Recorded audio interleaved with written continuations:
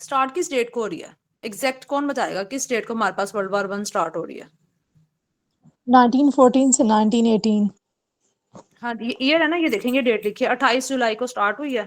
क्योंकि एमसीक्यू से पेपर में आना ना, वो डेट भी आ सकती है आप लोगों को, ईयर तो आप लोगों को याद होता है एग्जैक्टली, तो डेट भी कोशिश किया करें याद रखेंगे। देखिए लिखा है 28 जुलाई को स्टार्ट हुई है और 11 नवंबर को खत्म हुई है 1918 में। अच्छा, उसके बाद ना इस दौरान अब वर्ल्ड वॉर वन तो एक ग्लोबल इशू है ना, अब हम पढ़ें सब कॉन्टिनेंट, तो हम सब कॉन्टिनेंट में वापस आते हैं कि उस टाइम सब कॉन्टिनेंट में क्या हो रहा था। हमारे पास दो पार्टीज थी, एक थी ऑल इंडिया मुस्लिम लीग और एक थी सॉरी हाँ, एक ऑल इंडिया मुस्लिम लीग थी हमारे पास और एक इंडियन नेशनल कांग्रेस थी। अच्छा, मुझे याद आया कि अभी तक ना कुछ स्टूडेंट्स जो हैं वो सर को कह रहे हैं कि हमें लेक्चर समझ नहीं आ रहा, तो वो एक दो स्टूडेंट्स हैं जो अभी तक स्टिल ये सर को मैसेज कन्वे कर रहे हैं कि हमें समझ नहीं आ रहा। जिसको समझ नहीं आ रहा ना लेक्चर, वो सबसे पहले मुझे बताया कि मुझे समझ नहीं आ रहा और उसका इशू क्या है। हम्म, मैसेज में बता दें, अगर वॉइस पे बात नहीं करनी तो मैसेज पे बता दें कौन है जिसको समझ नहीं आ रहा और किस वजह से समझ नहीं आ रहा, कौन सा पॉइंट है जो पिक नहीं हो रहा। मैम हाँ जी, तहसीन। मैं ये 2 दिन पहले ज्वाइन किया था, तो मैं आपकी ना वॉइस क्लियर नहीं आ रही, आप टेक्स्ट करें, आपकी ओ, वॉइस डिस्कनेक्ट हो रही है। टेक्स्ट करें कि क्या समझ नहीं आ रहा, क्योंकि सर ने मुझे एक दो दफा पहले भी कहा, तो जाहिर है टीचर तो अपने हिसाब से चल रहा होता है, तो मेरा ख्याल ये था कि ओवरऑल क्लास सेटिस्फाइड है तो नो इशू। लेकिन मैंने कहा आज मैं पूछ लूँ किस बच्चे को नहीं आ रहा है, क्योंकि सर ने आज भी कॉल करके मुझे कहा कि एक दो स्टूडेंट स्टिल कंप्लेन कर रहे हैं, तो फिर मैंने कहा मैं देखती हूँ, बताएं।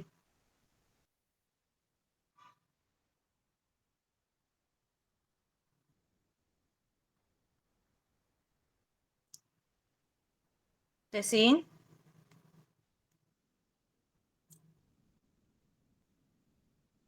चलें इनका मैसेज हम देख लेंगे, टाइप करती हैं तो लखनऊ पैक्ट पे आ जाते हैं। लखनऊ पैक्ट में क्या है? लखनऊ तो हमें पता है एक जगह का नाम है, एक्चुअली उस टाइम पे चल के और रहा होता है मुस्लिम लीग और इंडियन नेशनल कांग्रेस। अब दोनों पार्टीज जो है ना, वो आपस में उनके इश्यूज चल रहे हैं, क्योंकि बंगाल पार्टीशन हो जाती है और बंगाल पार्टीशन के बाद हमारे पास स्वदेशी मूवमेंट स्टार्ट हो जाती है। अब हिंदू अलग हो गया और मुसलमान अलग हो गया। मुसलमानों को ये है कि ये बंगाल पार्टीशन जो है ये कंटिन्यू रहनी चाहिए, लेकिन जो हिंदू हैं वो चाहते हैं कि नहीं, ये पार्टीशन जो है ये खत्म हो और बंगाल एक अलग सूबा, एक जैसे पहले एक इंडिपेंडेंट प्रोविंस एक था वैसे ही रहना चाहिए। उसकी वजह से दोनों पार्टीज के दरमियान जो है ना वो इख्तलाफात बढ़ जाते हैं। हाँ जी, मैं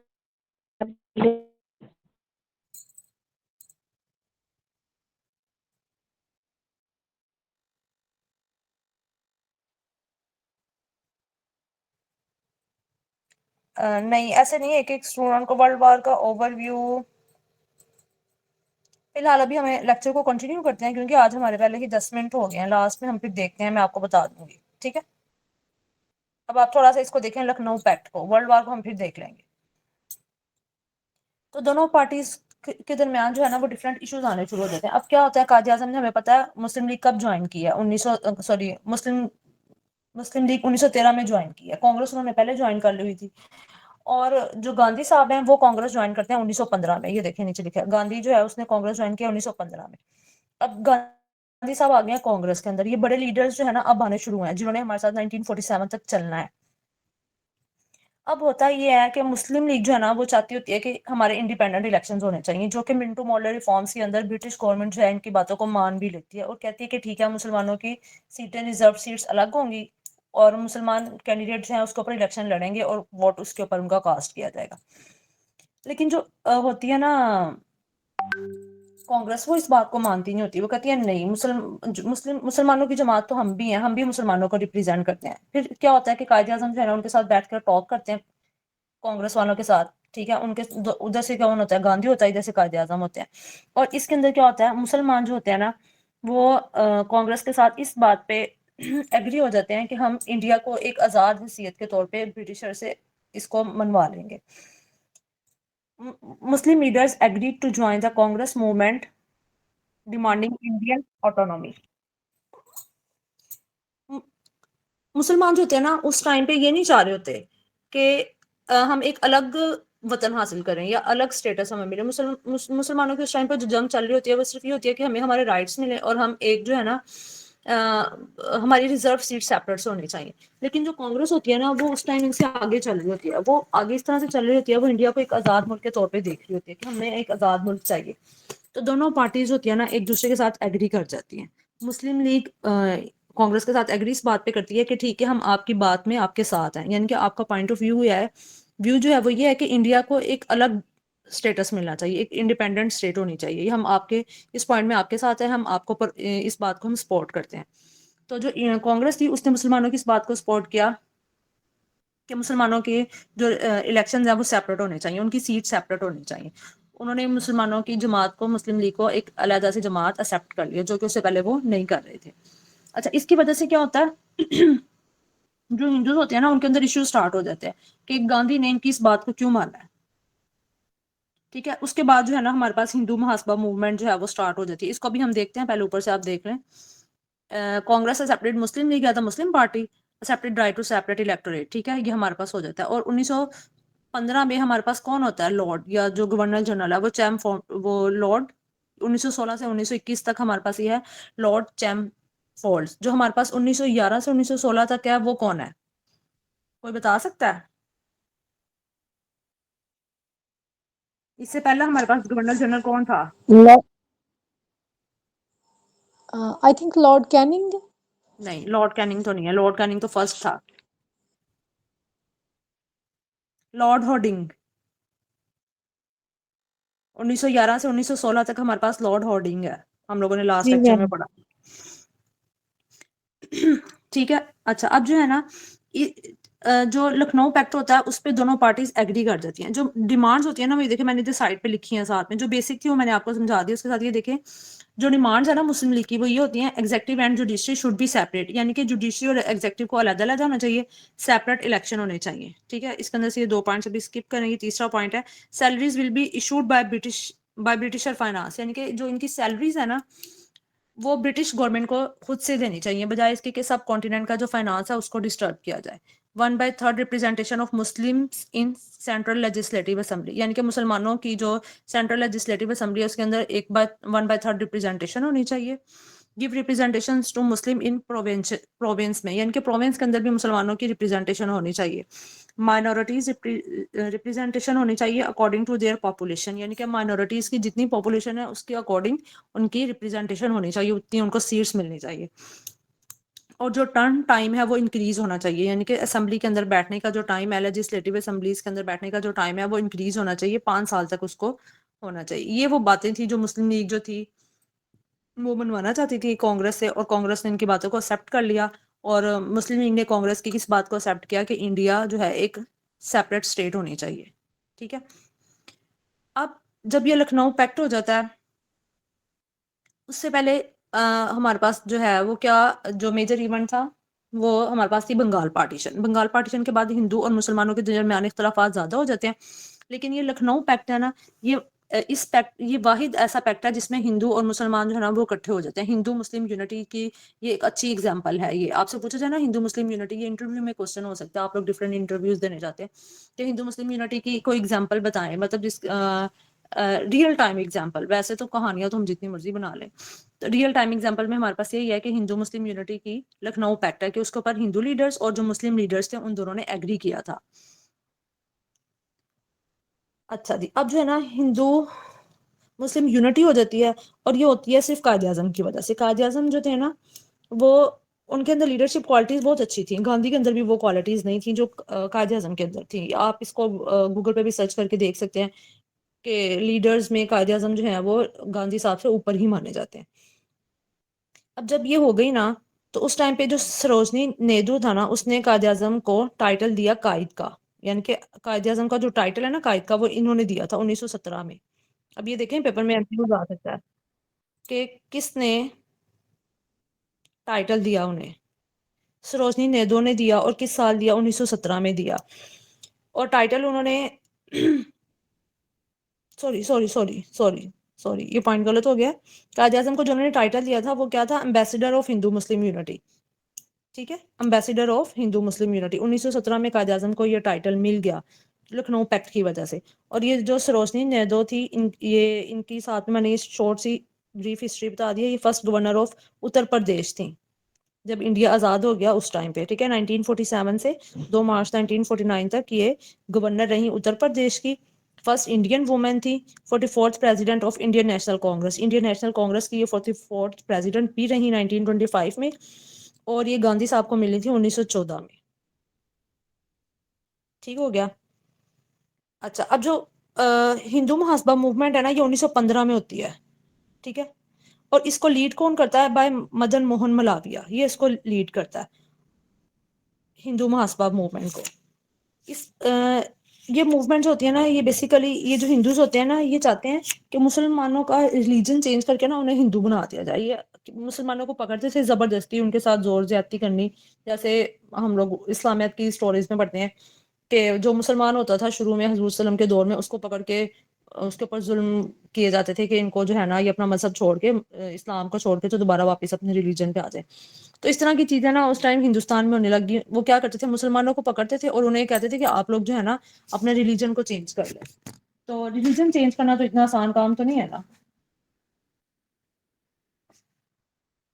अच्छा, अब हिंदू महासभा मूवमेंट जो है ना, ये ना ये आगे तक चलेगी आपके साथ। चलेगी क्यों? क्योंकि गांधी का आपको पता है, जब इंडिया बन जाता है, इंडिया पाकिस्तान पार्टीशन हो जाती है, गांधी का कत्ल होता है। और गांधी का जो लोग कत्ल करते हैं ना, वो इसी मूवमेंट के को लीड करने वाले लोग होते हैं। मैं आपको इसके बारे में एक दो इंफॉर्मेशन देना चाह रही थी।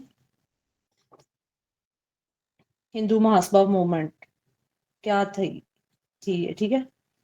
एक सेकेंड अगर आप मुझे दें।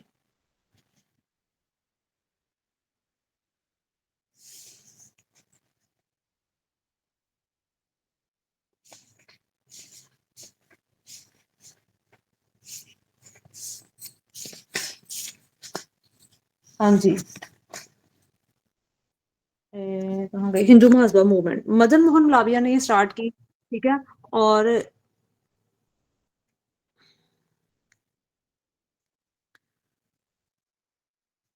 1921 में, 1915 में ये हिंदू महासभा मूवमेंट के नाम से होती है। 1921 में यही मूवमेंट जो है ना, ये अखिल भारत के नाम से, अखिल भारत हिंदू महासभा के नाम से ये पहचानी जाती है, यानी कि अपना नेम चेंज कर लेते हैं। अच्छा, अब ये लोग जो होते हैं ना, हिंदू महासभा मूवमेंट के अंदर जो लोग होते हैं, इस मूवमेंट के अंदर जो ग्रुप है, ग्रुप ऑफ पीपल है जो इस मूवमेंट के अंदर काम कर रहा है, वो क्या चाहते हैं? वो सिविल डिसोबीडियंस मूवमेंट 1930 में जो होती है उसको भी क्विट करते हैं। और क्विट इंडिया मूवमेंट जो है नेहरू ने स्टार्ट की होती है, वो 1942 में, उसको भी ये क्विट करते हैं। और यही वो उसी मूवमेंट के जो लोग हैं जो गांधी को मारते हैं। गांधी का असैसिनेशन हो जाती है 30 जनवरी 1948 को। ये आप लोग साथ साथ पॉइंट नोट कर लें हिंदू महासभा मूवमेंट के, मैंने आपको बताया है। अच्छा, जिस इस बच्चे ने इन नोट्स का प्रिंट निकाला हुआ है ना, वो जरा हैंड रेज करेगा। हैंड रेज करना है।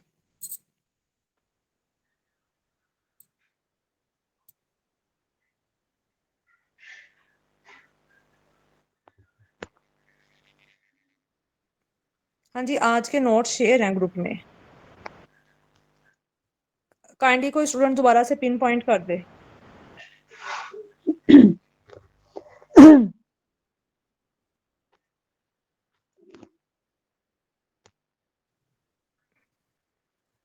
अच्छा जी। अब ये लखनऊ पैक्ट हम लोगों ने देख लिया है, हिंदू महासभा मूवमेंट देख ली है। ये दोनों काम जो है 1900 हिंदू महासभा मूवमेंट 1915 में है, लखनऊ पैक्ट 1916 में है। उसके बाद आगे हम क्या पढ़ रहे हैं ये हमने देख लिया। अच्छा, ये कुछ पॉइंट्स मैंने लिखे हुए हैं। स्टेट जो होती है ना, ये आप समझ लें, ये इंटरव्यू में पूछा जाता है। स्टेट हम कब कहते हैं कि ये एक स्टेट है, ठीक है। कोई भी रीजन जो है, उस रीजन के लोग उठ के कह दें कि हम एक स्टेट हैं, एक अलग रियासत है, तो उसको कैसे मानेंगे हम कि ये स्टेट है? उसके लिए किन इंग्रेडिएंट्स का होना जरूरी है? एक तो उसकी पॉपुलेशन होनी चाहिए। पॉपुलेशन से मुराद ये है कि पॉपुलेशन तो आबादी को कहते हैं वैसे, यानी कि रिप्रेजेंटेबल पॉपुलेशन होनी चाहिए। ये नहीं कि 5 से 10 लोग, जैसे अब पाकिस्तान है, इसमें से 5 से 10 लोग उठ के हर रोज डिफरेंट तरह के जो है वो स्लोगन्स हो रहे हैं कि ये हम अलग हैं और हम अलग हैं। इंडिया में भी ऐसी है। लेकिन जब तक वो एक पॉपुलेशन जो है उसके पास एक टेरिटरी भी होनी चाहिए, साथ में एक बाउंड्री, एक प्रॉपर रीजन होना चाहिए, उनकी एक गवर्नमेंट होनी चाहिए। गवर्नमेंट से मुराद है उनका एक प्रॉपर स्ट्रक्चर होना चाहिए। जिसके ऊपर जैसे हम कहते हैं कि स्ट्रक्चर होगा तो उसके ऊपर हम लोगों को रिप्रेजेंट करेंगे ना कि इस सीट के ऊपर ये बैठेगा, इस सीट के ऊपर ये बैठेगा। उसके अलावा उनकी सॉवरेनिटी होनी चाहिए। सॉवरेनिटी का मतलब ये है कि हाकमियत। हम क्योंकि मुसलमान है तो हमारा हमारा जो ईमान है वो ये है कि हाकमियत जो है वो अल्लाह ताला की होती है। इसलिए इसी तरह हर कंट्री का और हर रीजन का जो बिलीव है उसके मुताबिक उन्होंने अपनी सॉवरेनिटी जो है वो डिसाइड की हुई है। तो हमारा तो ये ईमान है कि जो हाकमियत है वो सिर्फ अल्लाह ताला की है, क्योंकि हम बहसीयत इंसान जो है रिप्रेजेंटेटिव हैं अल्लाह ताला के। यानी कि रिप्रेजेंटेटिव से मुराद आप ये कह रहे हैं कि जो अल्लाह ताला ने हमें कुरान के अंदर और जो हमारा फ़िक़्ह है, इस्लाम है, उसके अंदर जो चीज़ें दी हैं उनको ही हमने यूज़ करना है। हम उससे हट के कोई अपना लॉ पास नहीं कर सकते। अगर होता है तो आपको पता है उसके अगर कोई लॉ इस्लामिक रूल्स के अगेंस्ट होता है तो फिर उसके क्या-क्या इश्यूज़ आते हैं। क्योंकि हम मुस्लिम मुस्लिम हैं, तो मुसलमानों के अपने ये जो है अपना ईमान है उसके मुताबिक वो चलते हैं। अच्छा, अब गवर्नमेंट जो होती है ना वो 3 इंग्रीडिएंट्स पे होती है। एग्ज़ेक्टिव होता है, उसका लेजिस्लेटिव होता है और जुडिशरी होती है। ठीक है? ये 3 चीज़ें हों तो हमारे पास गवर्नमेंट बनती है।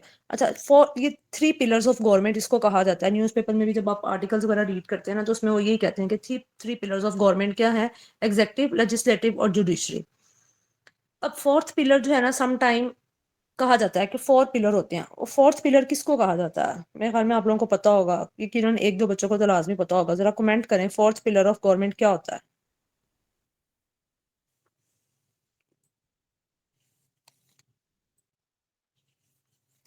मैं मैसेज के लिए इधर वापस आई हूँ। कौन टाइप करता है? कौन बताता है कि 4th पिलर ऑफ गवर्नमेंट किसको कहा जाता है? ये पेपर में ना एमसीक्यूज भी आ जाता है। नहीं, सॉवरेनिटी नहीं है, वो तो स्टेट है। स्टेट के 4 पॉइंट्स हैं वो तो जो आप ऊपर से देख के बता रहे हैं। Ma'am media. हाँ जी, मीडिया को कहा जाता है। देखे ना अब आजकल भी सारा रोला ही मीडिया का है। मीडिया पे न्यूज़ आ जाए तो मसला बन जाता है, वैसे जो मर्जी होता रहे। तो क्योंकि अब तो सोशल मीडिया बहुत ज़्यादा जो है ना पॉपुलैरिटी ले चुका है, उसकी वजह से अब गवर्नमेंट चलाना इतना आसान नहीं रहा। अब देखें 26th अमेंडमेंट जो हुई है, क्यों हुई है वो? पता है किसी को? Anyone nose?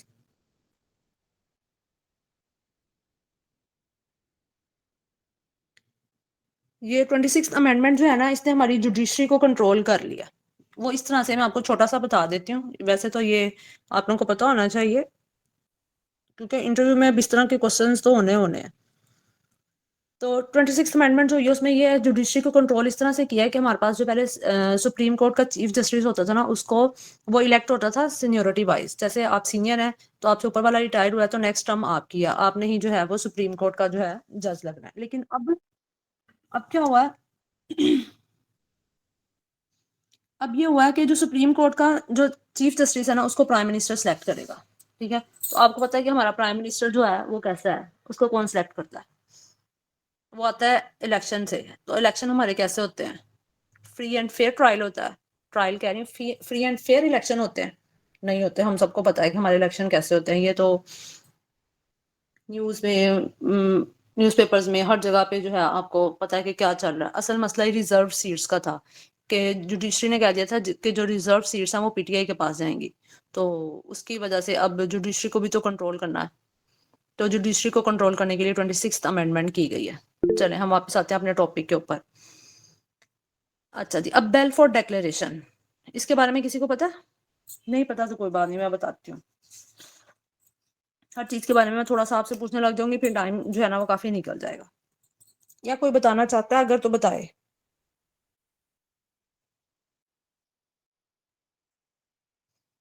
डिक्लेरेशन हमें पता है एक मुआहिदे को कहते हैं। तो बेलफोर्ट जो था ना एक बंदे का नाम था। ठीक है, ये देखें, ये नीचे लिखा है फॉरेन सेक्रेटरी था आर्थर बेलफोर्ट। उसने ये एक मुआहिदा करवाया था ब्रिटिशर्स और ज्यूज़ के दरमियान।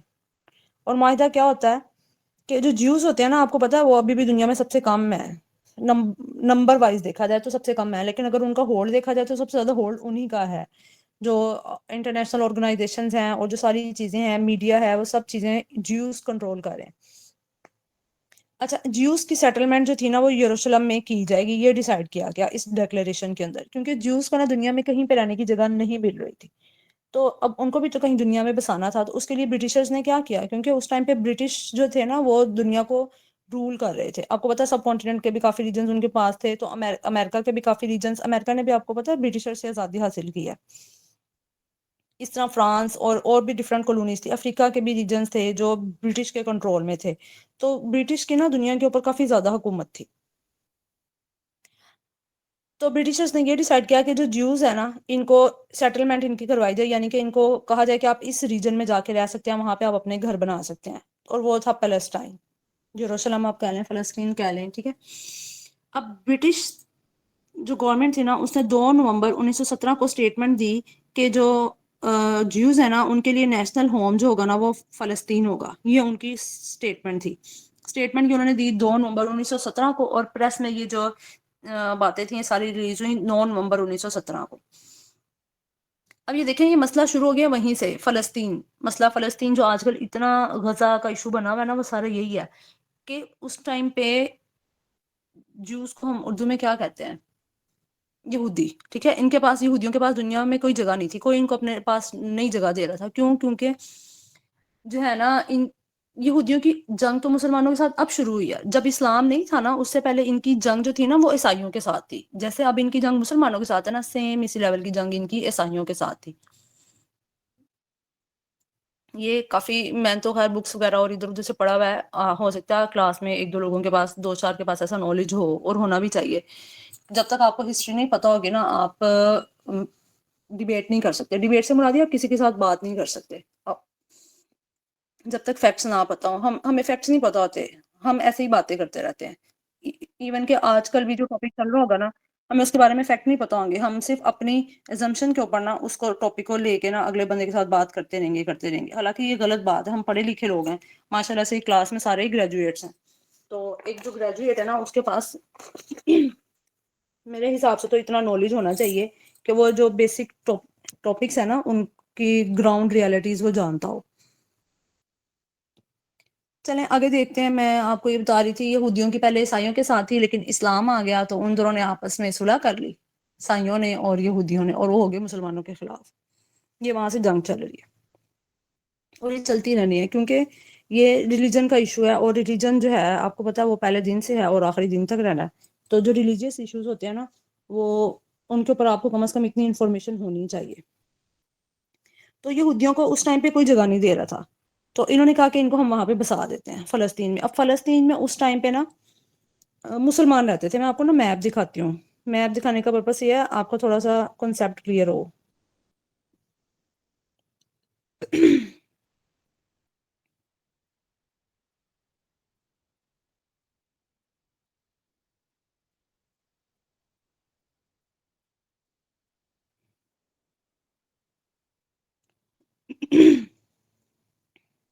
ये देखें, ये खुल गया, 1917 का ही खुल गया।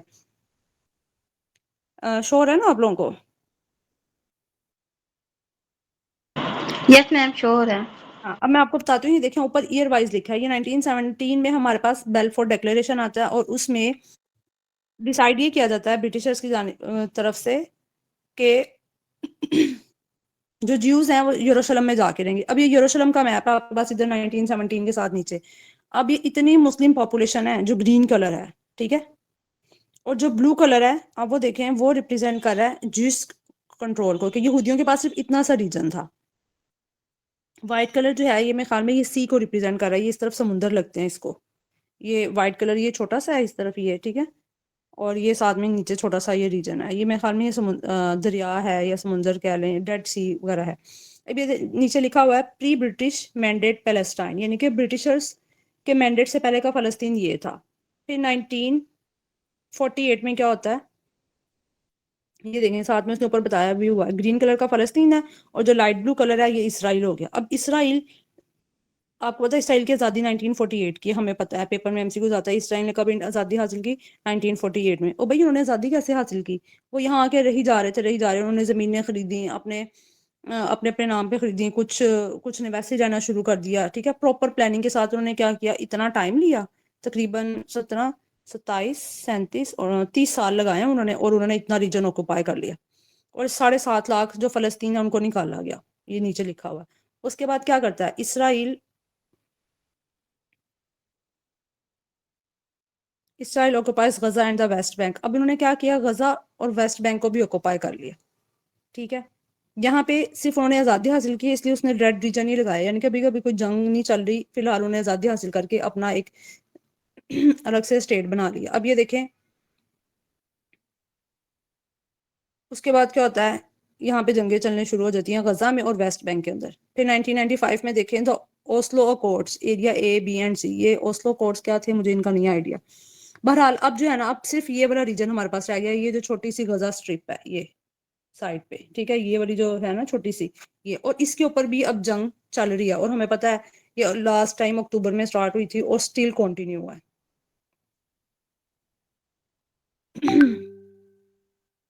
चलें, ये हम फिर उसी टॉपिक में चले जाएंगे, वापस आते हैं अपने टॉपिक के ऊपर।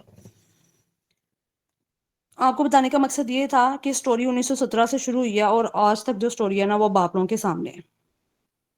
बेलफोर डिक्लेरेशन ये हो गया। अब इसमें जो मैंने लिखा, मैंने ये चीजें लिखी हैं कि हमने 1919 में क्या क्या पढ़ना है, 1919 में और कौन कौन से इवेंट्स हुए हैं, इसको भी हम देखते हैं। उससे पहले जो है अगर हम आगे जाएं, अच्छा ये मैंने आप लोगों को पढ़ा दिया था स्वदेशी मूवमेंट में क्या होता है, ठीक है। आफ्टर बंगाल पार्टीशन स्वदेशी मूवमेंट बिगन, ठीक है, 7 अगस्त 1905 से 1911 तक ये रहती है। 1911 पे एंड हो जाती है क्योंकि बंगाल पार्टीशन भी जो है वो एंड हो जाती है।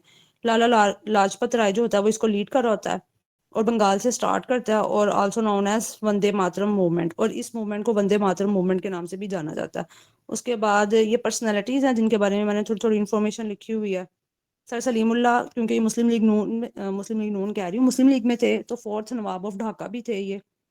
ढाका मतलब बंगाल, बंगाल के अंदर ढाका एक रीजन है जो हमें पता है अब बंगाल का कैपिटल है। Founder president of Bengal Muslim League, Bengal के अंदर जो मुस्लिम लीग बनी उसके ये प्रेसिडेंट थे 1907 में, और इनकी एज लिखी हुई है 1871 से 1915 तक रहे। First president of all India Muslim league and second president जो थे वो आगा खान थे। उसके बाद सर मोहम्मद शफी आ जाते हैं। ये एक दो पर्सनालिटीज मैंने अंदर साथ इसमें मेंशन किए हैं क्योंकि मेरे पास थी नोट्स पे, तो मैंने कहा चलें स्टूडेंट्स भी पढ़ लेंगे क्योंकि एमसीक्यूज इनका आ जाता है। सर मोहम्मद शफी हैं, ठीक है, ये आप लोग पढ़ लेना। फाउंडर ऑफ मुस्लिम लीग भी मैंने आपको पढ़ा दिया था। मौलाना अब्दुल कलाम आज़ाद मैंने आपको बताया था, ये फर्स्ट एजुकेशन मिनिस्टर रहे हैं इंडिया के, ठीक है। मक्का में पैदा हुए और दिल्ली में फौत हुए, 1958 में इनकी डेथ है दिल्ली में, और ये उनके एजुकेशन मिनिस्टर रहे हैं। हमारा तो एजुकेशन मिनिस्टर भी हर 2 दिन बाद चेंज हुआ होता है, उन्होंने अपना एजुकेशन मिनिस्टर 10 साल चेंज नहीं किया, एजुकेशन मिनिस्टर वही रहा उनका। उसकी वजह से उनकी एजुकेशन पॉलिसी स्ट्रांग रही। और जो एजुकेशन है वही, आपको पता है कि जापान पे जब हमला हुआ था,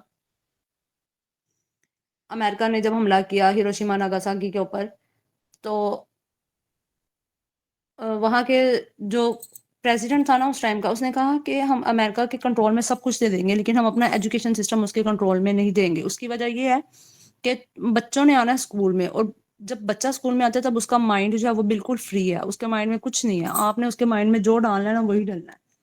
तो हम अपने बच्चे खुद तैयार कर लेंगे। तो देखें आज जापान किधर है, अमेरिका से भी आ गया टेक्नोलॉजी में देखा जाए तो। अच्छा, मौलाना अब्दुल कलाम आज़ाद की बात हो रही थी, ये हमारे पास प्रेसिडेंट भी रहते हैं इंडियन नेशनल कांग्रेस के 1940 से 1946 तक। ये पोइट भी होते हैं, ठीक है, कमेटी मेंबर ऑफ जामिया मिल्लत इस्लामिया के मेंबर भी होते हैं।